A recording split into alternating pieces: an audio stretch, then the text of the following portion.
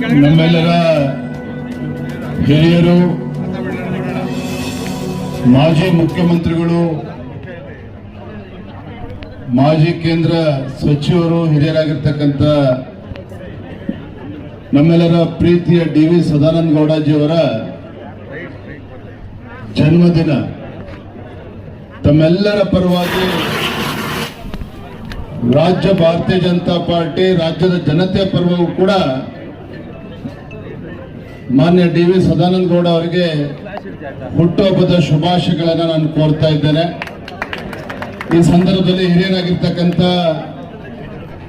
ಅಂಕೇಗೌಡರು, ಸುಶೀಲ್ ಅಮ್ಮನವರ ಒಂದು ಆಶೀರ್ವಾದವೂ ಕೂಡ ಅವರು ಸಿಕ್ಕಿರುವಂಥದ್ದು. ಶಾಸಕ ಮಿತ್ರರಾಗಿರ್ತಕ್ಕಂಥ ಯಲಹಂಕ ವಿಶ್ವನಾಥ್ ಅಣ್ಣ ಅವರಿದ್ದಾರೆ, ಮಾಜಿ ವಿಧಾನ ಪರಿಷತ್ ಸದಸ್ಯರು ಆತ್ಮೀಯರಾಗಿರ್ತಕ್ಕಂಥ ನಾರಾಯಣ ಸ್ವಾಮಿ ಅವರು, ರವಿ ಅವರಿದ್ದಾರೆ, ನಮ್ಮ ನಂದೀಶ್ ರೆಡ್ಡಿ ಅವರು, ಹರೀಶ್ ಅವರು, ರಾಜಣ್ಣ ಅವರು, ಎಲ್ಲ ನಮ್ಮ ಪಕ್ಷದ ಮುಖಂಡರು, ತಾವೆಲ್ಲರೂ ಕೂಡ ಅಭಿಮಾನಿಗಳು ಕೂಡ ದೊಡ್ಡ ಸಂಖ್ಯೆ ತಾವೆಲ್ಲರೂ ಕೂಡ ಇದ್ದೀರಿ. ಮಾನ್ಯ ಡಿ.ವಿ. ಸದಾನಂದ ಗೌಡರವರು ನಮ್ಮೆಲ್ಲರಿಗೂ ಸಹ ಒಂದು ಪ್ರೇರಣೆ.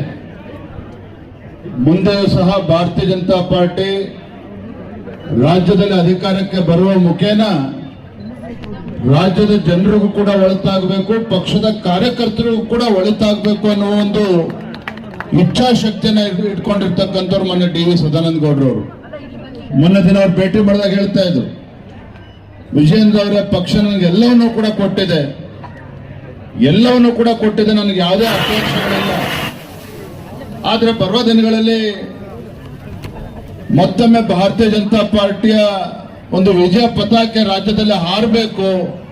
ಆ ನಿಟ್ಟಿನಲ್ಲಿ ನಾವೆಲ್ಲರೂ ಸೇರಿ ಒಟ್ಟಾಗಿ ಒಂದಾಗಿ ಸಂಘಟನೆಯನ್ನ ಬಲಪಡಿಸೋಣ, ಒಟ್ಟಿಗೆ ಪ್ರವಾಸ ಮಾಡೋಣ ಅನ್ನುವ ಮಾತುಗಳನ್ನು ಕೂಡ ಅವರು ಆಡಿದ್ದಾರೆ.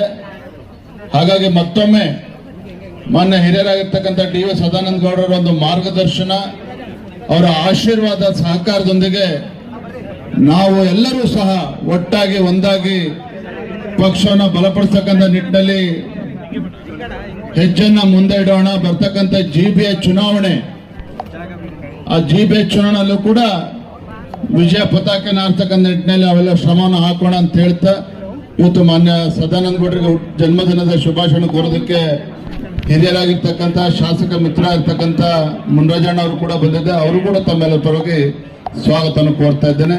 ನಮಸ್ಕಾರ, ವಂದನೆಗಳು. ಈಗ ತಾನೇ ಆಗಮಿಸಿರುವಂತಹ ಜನಪ್ರಿಯ ಶಾಸಕರಾದ ಮುನ್ರಾಜ್ ಅವರಿಗೆ ಸುಸ್ವಾಗತವನ್ನು ಕೋರ್ತಾ ಇದ್ದೀನಿ. ದಯವಿಟ್ಟು ಎಲ್ಲರೂ ಸಾವಕಾಶದಿಂದ, ಶಾಂತಿ ರೀತಿಯಿಂದ